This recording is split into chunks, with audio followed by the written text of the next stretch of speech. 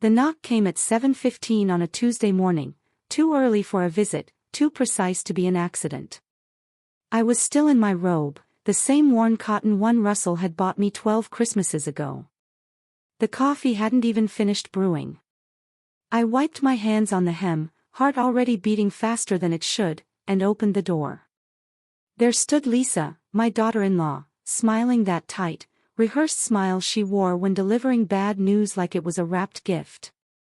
Behind her, Donald, my son, held a clipboard. "Morning, Mom," he said, without stepping forward. "We thought it'd be easier if we just came." The last time they'd shown up unannounced was when Russell passed. 3 weeks ago. Funeral lilies still wilted in the kitchen. My grief hadn't even settled. Lisa's eyes scanned the hallway like she was checking the place for damage. Or worth. "May we come in?" she asked, already stepping across the threshold. That was the moment I knew this wasn't a condolence call. This was a transaction.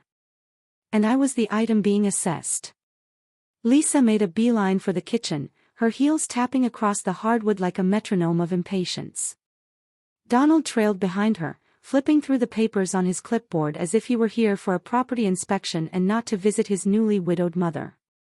I followed slowly, feeling each step like a weight dragging behind me. The coffee maker sputtered its final breath, steam curling upward into the morning air like a ghost unsure of its place. Lisa was already seated at the kitchen table, legs crossed, her phone on the placemat in front of her. Donald took the chair at the head of the table, Russell's chair, and didn't even hesitate. "We've been thinking," Lisa started, as if she were opening a casual conversation over lunch and not preparing to dismantle my life. "About your situation here. The house. The upkeep. The garden. It's too much, surely." I stood at the counter, my back to them, pouring myself a cup of coffee I no longer wanted. My hands were steady, but it took effort. "It's not," I said simply. "I manage fine." Lisa didn't respond right away, but I could hear the smile in her voice when she said, "We just think it's time to start making smarter choices." Donald cleared his throat. "Mom, we've looked into a few options. There's a lovely senior community just 15 minutes from here. Spacious rooms. On-site medical. Very modern. And they even have activities," Lisa added. "Yoga, watercolor, guest lectures." "I'm not going to a home," I said, turning around. "And this is my home." Donald sighed, loud and theatrical. "It's not about that, Mom. It's about what's sustainable. The taxes alone on this place are paid in full," I interrupted. "Russell and I handled our affairs. I don't need your help." His eyes flicked to Lisa. She gave him a small nod, like they'd rehearsed this. "Mom," he said gently, "we know Dad left you the pension, but let's be honest. That only goes so far. You haven't worked in years. You don't even drive at night anymore. What happens when something breaks? Or if you fall? You're alone now." I sipped my coffee. It had gone lukewarm already. "I was alone the day after Russell died," I said. "When no one called. Not even you." Lisa gave a little shake of her head. "We've had a lot going on." "Of course you have." Donald shuffled his papers. "We found a buyer for the house. A private investor. All cash. Quick close. You'd be out by the end of next month." It took me a second to process what he'd said. "You found a buyer. It's a very fair offer," Lisa added. "Above market value." I walked to the kitchen sink, looked out at the garden. The rosemary bush Russell planted for me on our 30th anniversary had overgrown its borders, spilling toward the brick path. The roses needed pruning. The swing he built for Kathleen still hung from the maple tree. "You don't have the right," I said quietly. Donald tapped his pen against the clipboard. "We're just trying to help." You don't have to see it as an attack. You made arrangements behind my back. That's not help. That's removal. Lisa stood. It's not like you're being thrown out on the street. Darlene has space. You could move in with her and Kathleen. I turned to face her.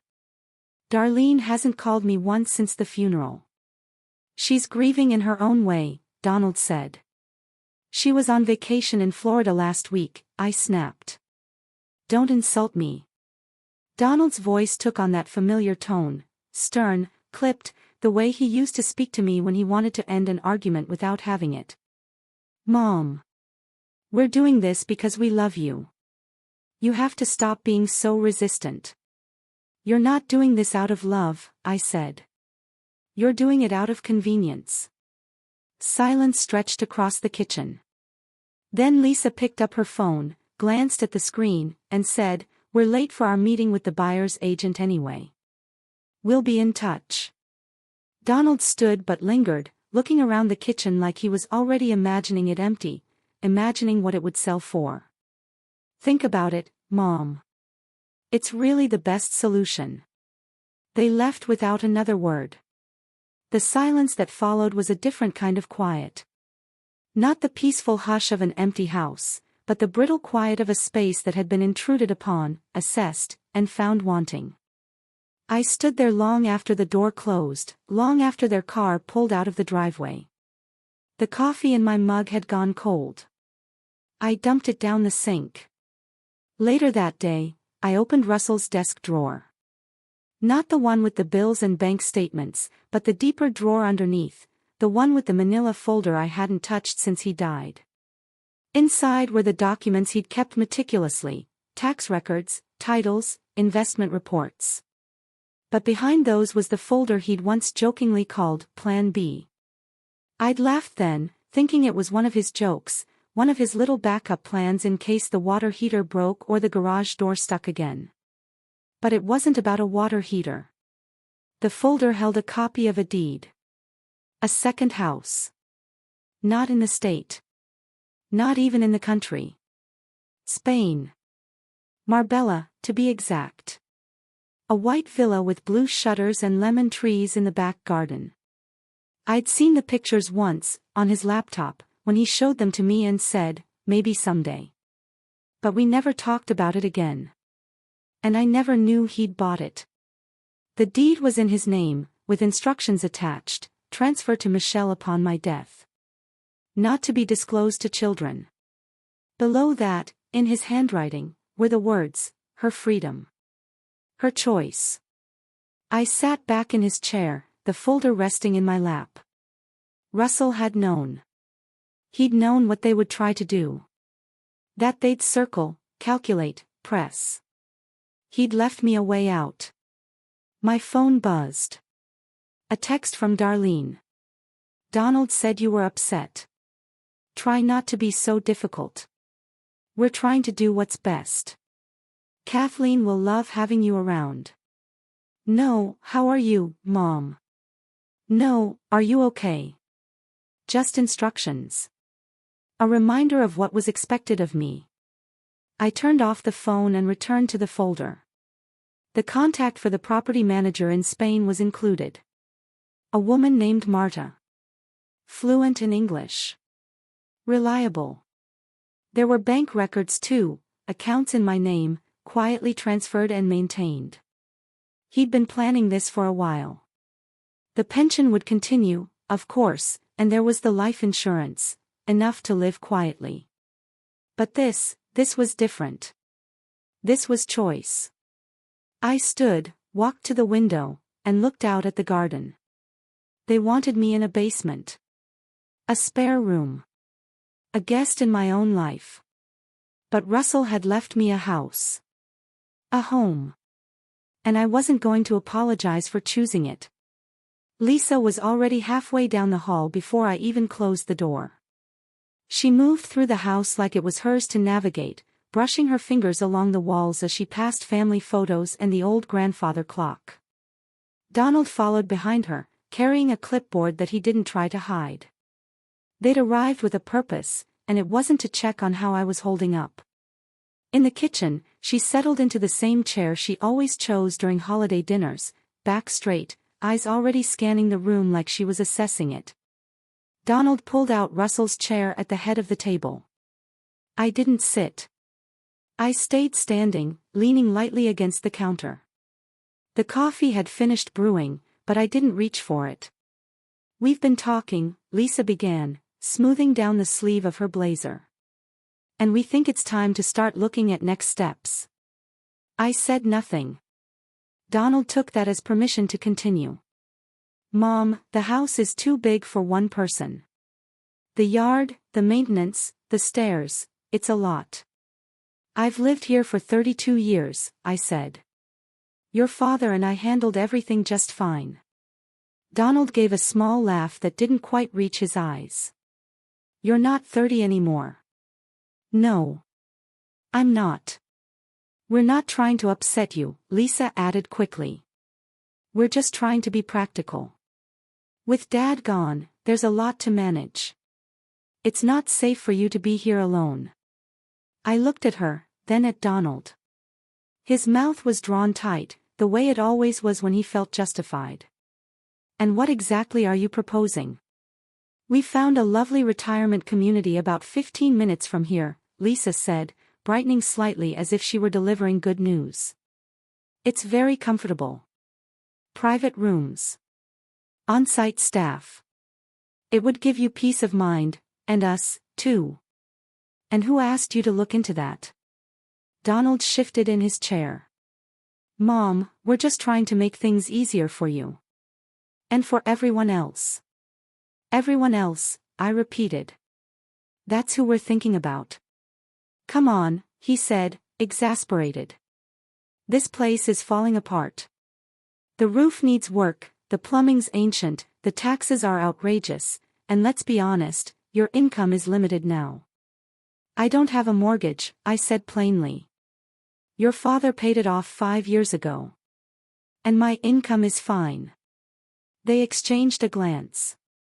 I could see it for what it was, surprise followed by recalculation. Well, Lisa said carefully, it's not just about money. It's about lifestyle. You'd have more company, more support. More control, I said. That's what you mean. No one is trying to control you, Donald said. We're trying to help. By selling my house out from under me. Lisa sighed. We didn't do anything behind your back. Gregory, my cousin, the real estate agent, has a client who's interested. We mentioned the property. That's all. You mentioned it. Without asking me. It's a great opportunity, Donald said. All cash. Quick close. You wouldn't have to worry about a thing. I wasn't worried to begin with. Lisa leaned forward slightly. You could move in with Darlene. She's got the basement finished now, and Kathleen's off at college most of the year. It's private. You'd have your own space. You mean the basement that flooded last winter? That space. She fixed that, Donald said. And it's not like you'd be alone. You'd be close to family. It would be good for everyone. They kept saying that. Good for everyone. Practical. Convenient. Comfortable.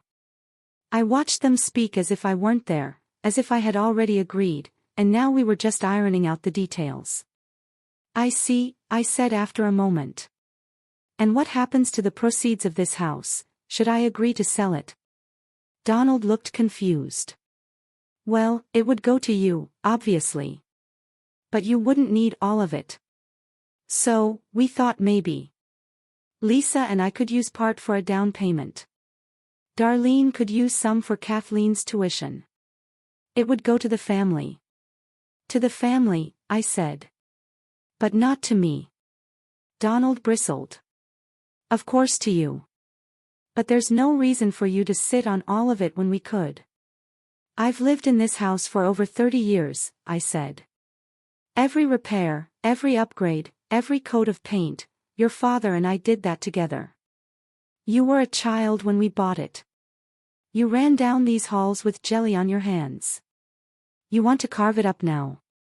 We're not carving anything, Lisa said, suddenly defensive. We're offering a solution. No, I said. You're offering a displacement. You're trying to manage me like a project. Push me somewhere smaller, out of the way. Donald looked angry now. Mom, stop. You're being unreasonable. I'm being realistic, I said. This is my home. And it's not for sale. Lisa stood, grabbing her bag. We didn't come here to fight. We came here to have a mature conversation. Then you should have started by asking me what I wanted. They left after that. No hugs, no promises to call. Just the quiet close of the front door and the sound of their car pulling out of the driveway. I stood alone in the kitchen, the smell of morning coffee still lingering, now mixed with the sour trace of disappointment. I walked into Russell's study. The room was just as he'd left it, his desk neat, the old clock ticking softly in the corner. I opened the bottom drawer. Inside was the folder I'd found 3 days after the funeral. The one he never mentioned aloud but kept in perfect order.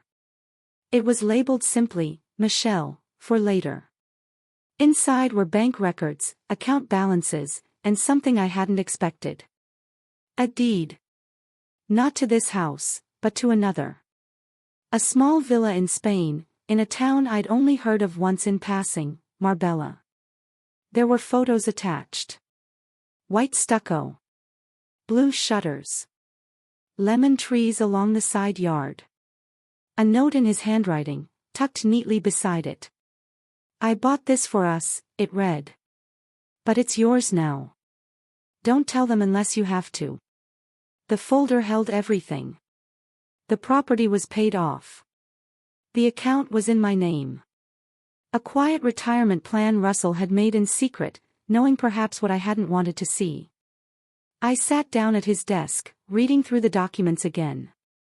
He'd moved money every month into a separate account, an account I didn't even know existed. There was over $40,000 in it. He'd thought this through. He hadn't trusted them. And he'd made sure I wouldn't be left with nothing. For the first time since the funeral, I felt something other than grief. I felt steadied. My children wanted me boxed up and managed. They assumed I'd say yes because I always had.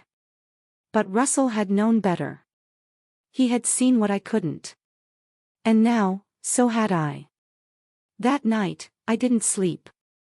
I lay awake in the same bed Russell and I had shared for over 3 decades, listening to the distant hum of the refrigerator, the occasional creak of the house settling into its bones. I'd heard those same sounds for years. They never bothered me before. But now they felt like a countdown. A reminder that, according to my own children, this wasn't mine much longer. By morning, I'd made a decision. I dressed in slacks and a cardigan, nothing dramatic, just the kind of outfit I'd wear to run errands or go to church, and drove into town to the law office Russell used to handle our taxes. Connie West still had her name on the door. I hadn't seen her since the funeral, but she hugged me with genuine warmth and ushered me into her office right away. I need to talk to you about the house, I said as I sat down. Connie's expression didn't change. She folded her hands on the desk and waited. I'm not selling, I continued. But my son thinks I am. He's already made calls. There's a buyer. A real estate agent. Plans I was never part of. I need to make sure they can't touch anything. Connie nodded slowly. Russell left you everything. The deed, the financial accounts, the pension. The house is entirely in your name now, Michelle. They can't sell what they don't own. I felt a wave of relief, but it didn't last long. They're not going to stop, I said. They think they know what's best for me. And I think they're counting on me not knowing what's mine. Well, Connie said, pulling a manila folder from her drawer, Russell was always 2 steps ahead of everyone. He updated your will 3 years ago, removed the children from any property claims. After that incident with Donald's restaurant venture. I frowned. What restaurant venture? Connie paused. He didn't tell you. I shook my head. Donald came to him asking for a sizable loan to open a gastropub with a few friends. Russell refused. Quietly, but firmly. He told me at the time he didn't want to jeopardize your retirement for a fad and a barstool. His words. My stomach sank. I'd had no idea. And yet, it made sense. The sudden shift in Donald's tone over the past few years. The distance. The way he spoke to me now like I was a financial obstacle instead of a parent. Connie continued, Russell then moved your joint assets into a living trust, named you sole trustee. The Spanish property is also included. Fully paid, no liens, no other names on record. I can print copies of everything today. I nodded. Do that. Please. She tilted her head. Michelle, can I ask something? Of course. Are you planning to stay? I didn't answer right away. I looked out the office window instead. The square outside was quiet, just a few people going in and out of the bakery across the street. The same bakery where Russell used to buy me apricot Danish on Saturdays. I don't know, I admitted. Part of me wants to stay here just to spite them. Part of me wants to disappear entirely. Connie gave me a long look. Whatever you decide, make sure you do it for yourself, not to punish them, not to prove anything. Just for you. I don't know if I remember how to do that. You will. I drove home with a stack of documents in the passenger seat and a tightness in my chest I hadn't even realized was there until it started to ease. I spent the afternoon sorting through drawers and boxes, throwing away things that didn't matter anymore, old coupons, expired warranties, greeting cards from people I hadn't heard from in years. It felt good. Cleansing, almost. By evening, I sat down at the dining table with a fresh notebook and began to make a list. Not a pros and cons list. Just a list of truths. I am 63 years old. I have lived in this house for 32 years. I was married to Russell Lawson for 35 years. I am not helpless. I am not alone. I am not a burden. I am not a fool. Then I turned the page and started a new list. A private one. Things I want. To sleep without checking my phone for guilt-laced messages. To wake up in a place where no one expects anything from me.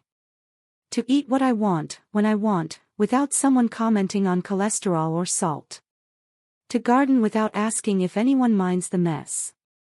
To have silence that feels peaceful, not punitive. To be seen as a woman, not as someone's obligation. It was the first time in years I'd written anything just for myself. I didn't stop until the page was full. I didn't tell anyone what I was planning. Not that first week. I answered Darlene's texts with polite vagueness. I ignored Lisa's suggestion that we have a sit-down to revisit the real estate offer.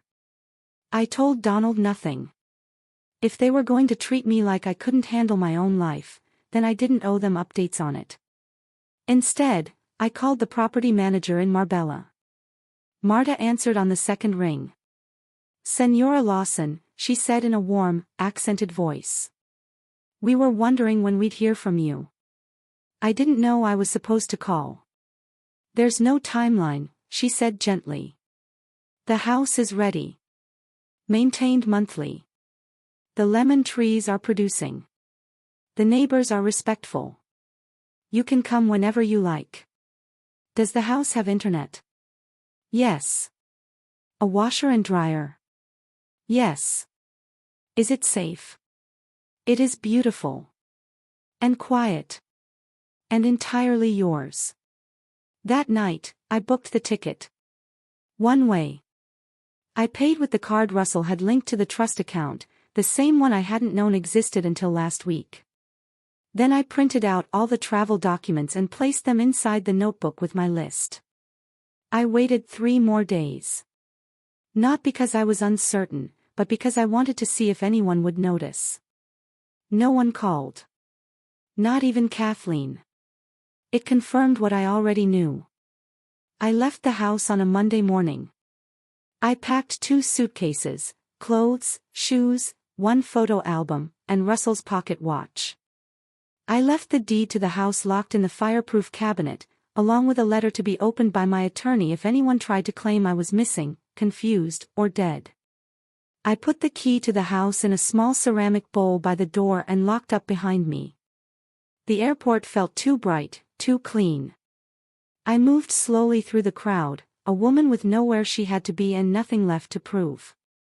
On the plane, I sat by the window and kept my hand on the notebook in my bag.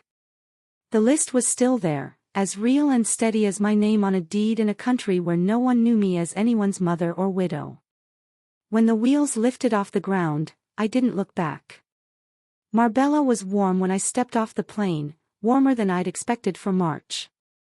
The air smelled different, salt and citrus, with a faint trace of something floral I couldn't name. I hadn't been out of the country in nearly 15 years, not since Russell and I took a cruise for our 25th anniversary.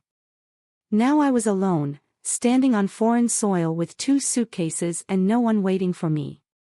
Marta met me just outside customs, holding a small cardboard sign with my name printed neatly in block letters. She was in her 60s, I guessed, dressed in linen slacks and a navy blouse. Her gray hair was pulled into a braid that hung down her back.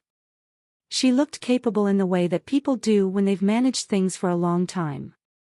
"Senora Lawson?" she asked, switching to English the moment I nodded. "It's good to finally meet you." We made polite conversation during the drive. She told me about the local markets, which days were best for produce, which baker had the freshest bread. I listened and nodded, too tired to ask questions. My body was stiff from travel, my mind fogged with the weight of the decision I had made. But as we climbed the narrow road that curved along the hillside, I started to feel something shift. Not relief exactly. Something quieter. Readiness, maybe. The house sat at the edge of a small neighborhood, tucked between white stucco homes with clay roofs and flowering trees in full bloom. Marta parked at the base of a short stone path and turned off the engine.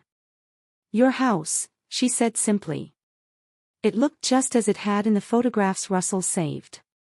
A low, white structure with arched windows and blue shutters, a wraparound terrace shaded by vines, and 2 lemon trees in large pots near the front entrance. The garden was neatly trimmed, the walkway swept.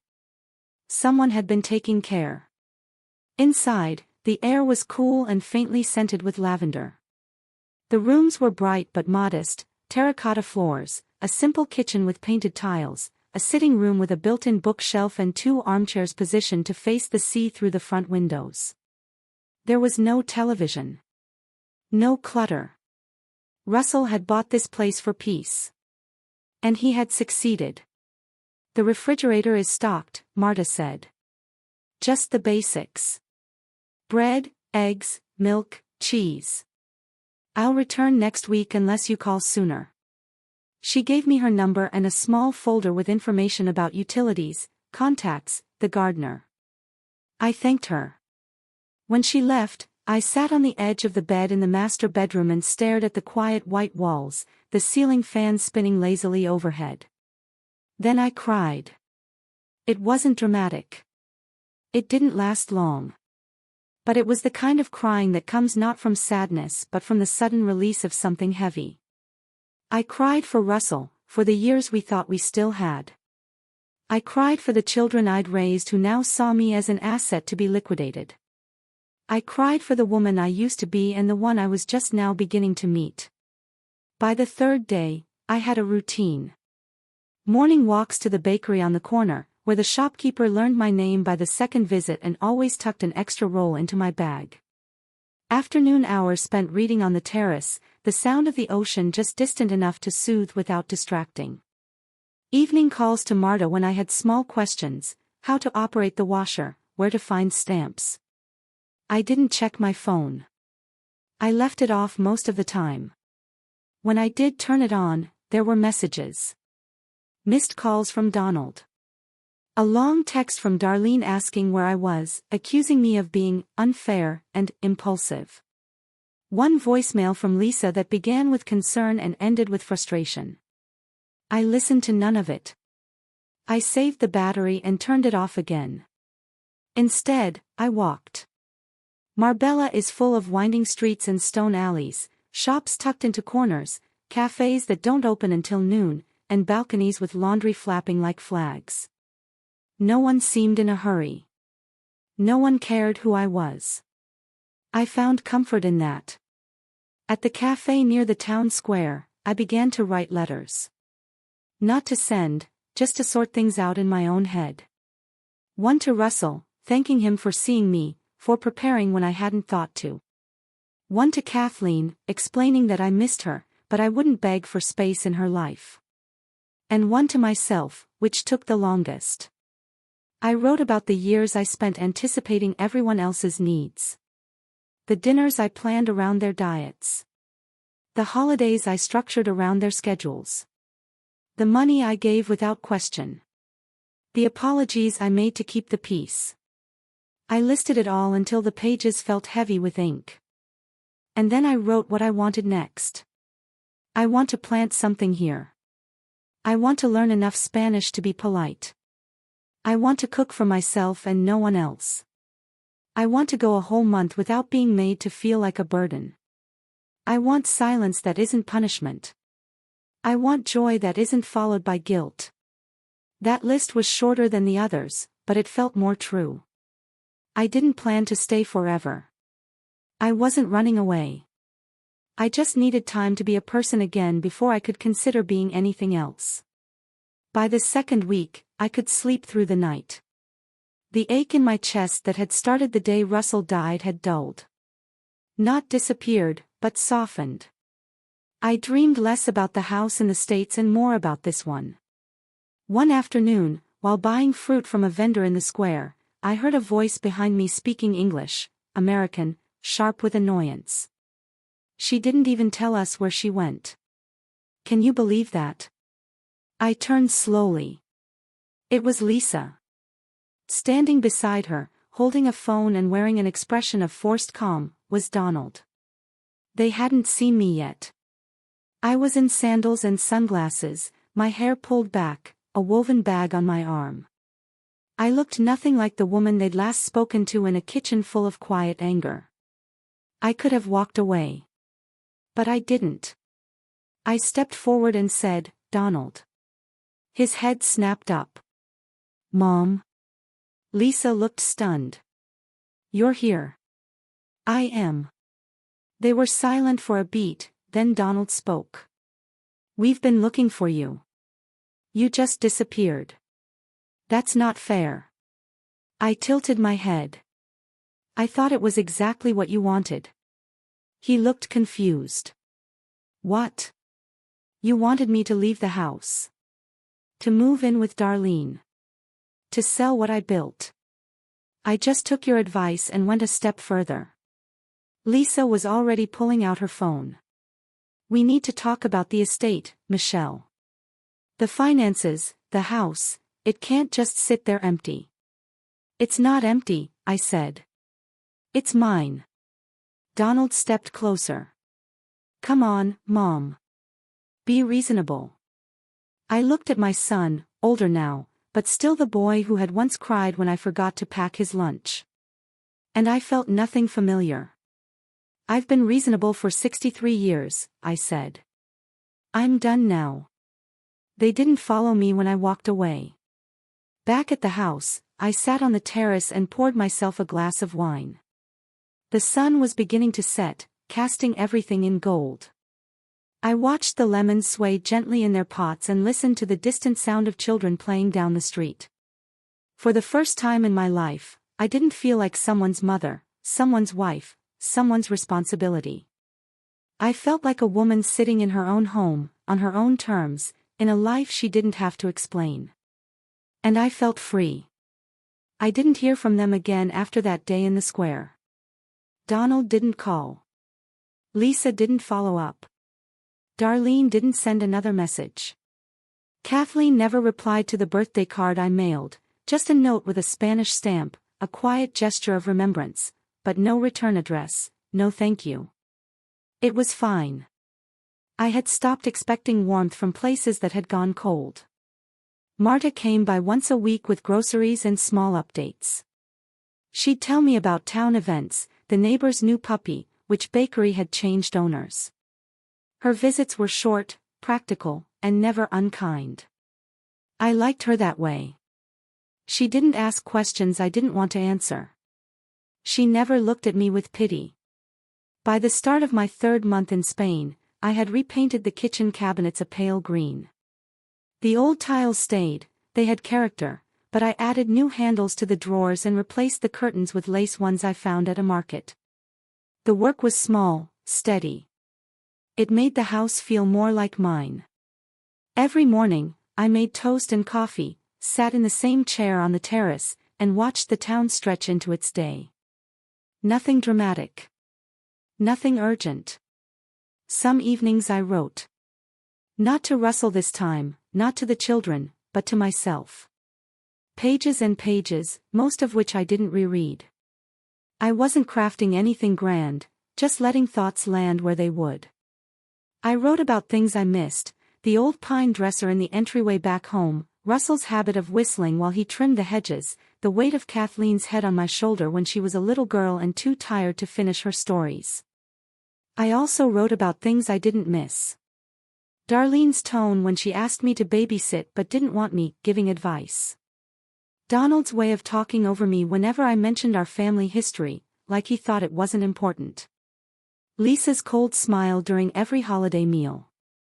The silence that had crept in after Russell died, not grief silence, but the silence of being deemed irrelevant. There was comfort in naming what had gone wrong, not to reopen wounds, but to understand their shape. One afternoon, I walked to the post office and mailed a letter to Connie West back home. It was short. I asked her to update my will again, remove the children entirely. I left the house in Marbella to myself, should I pass away here. The house in the States I instructed to be donated to a women's shelter that specialized in helping older women transition after divorce or widowhood. The money in the account Russell had built, what remained of it, would be split evenly between that shelter and the local library back in our town. Connie called the next day, surprised. "Are you sure?" she asked. "I'm sure. I just want to say, you don't owe anyone anything. But I understand the weight of a choice like this. You're taking yourself out of their future." I smiled slightly. "They took me out of theirs a long time ago." She didn't argue. "I'll have the paperwork sent to you by courier. It'll be official within a week." That evening, I made a simple dinner, roasted vegetables, bread, and a small glass of wine, and ate outside while the sky turned lavender. A breeze passed through the lemon trees. I watched the shadows stretch across the tiled floor of the terrace and felt, for the first time in years, truly settled. It was the absence of noise that comforted me most. No one calling in crisis. No one asking what I could give. No one managing my time or questioning my decisions. Just a day moving into night, uninterrupted. By the end of spring, I'd made a few friends. Nothing deep. A widow named Clara who ran a bookshop near the cathedral. An older couple, Maurice and Renata, who owned a guest house and invited me for coffee every Friday.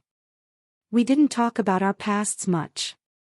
We talked about flowers, and books, and food. Simple things.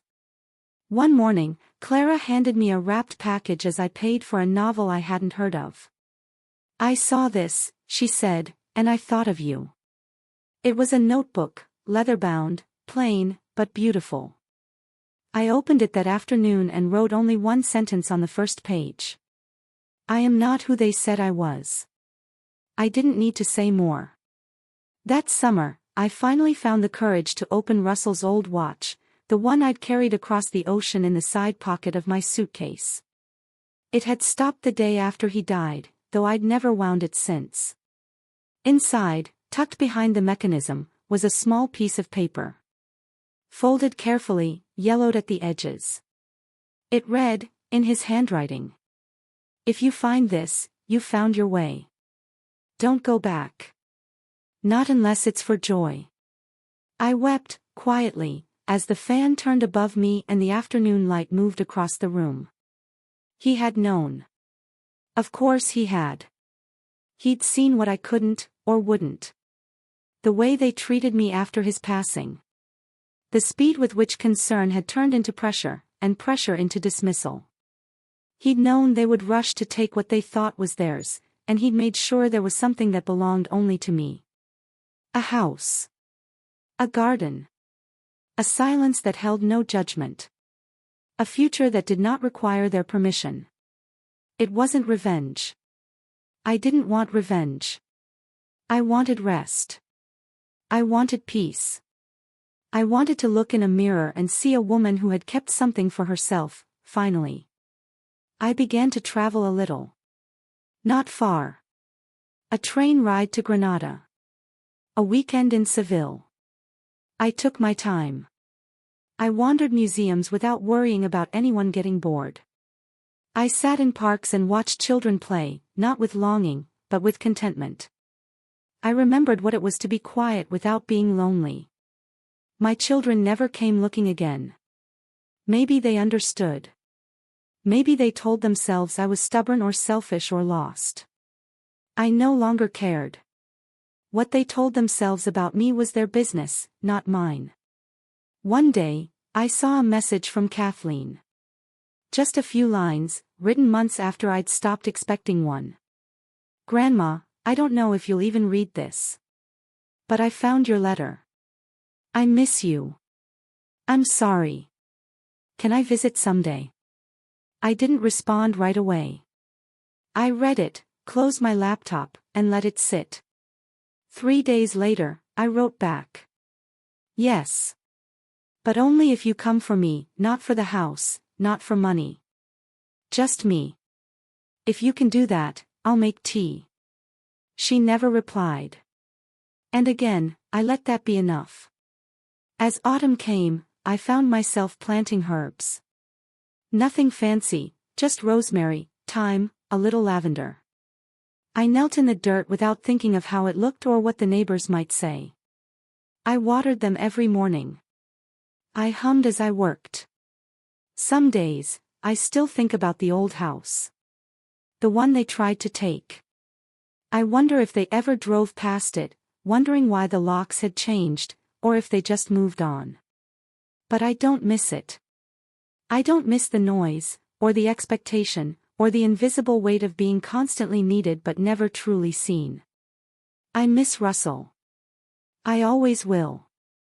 But even that grief has softened into something bearable. He left me more than a pension and some real estate. He left me a choice. And I made it. Not in anger. Not in fear. But in clarity. In the quiet of a Spanish afternoon, with lemons ripening and the sea somewhere just beyond the trees, I found what I never thought I'd have again. A life that was mine.